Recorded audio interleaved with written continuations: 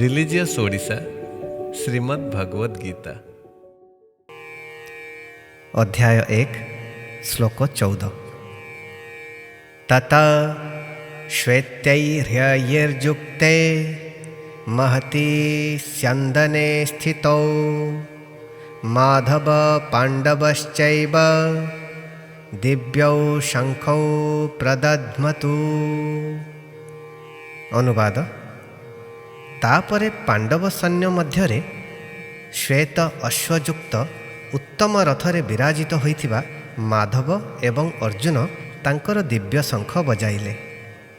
व्याख्या कौरव सेना ध्वनि बंद हेबा परे श्वेत अश्वयुक्त दिव्य रथरे आसीन श्रीकृष्ण एवं अर्जुन निज निजर अलौकिक शंख अति उच्च स्वर रे बाद कले। युद्ध दुईटी पक्षरे आरंभ हेबा पूर्वरु शंखनाद करी निज सैन्य सामंत को विजयर आशा दे थांती। शिक्षा आजिका समय रे जदि आमे निज पई शंखवाद करुछे ताहेले हेई पारे आमे निजको कौनसी काम पई प्रोत्साहित करि परिबा।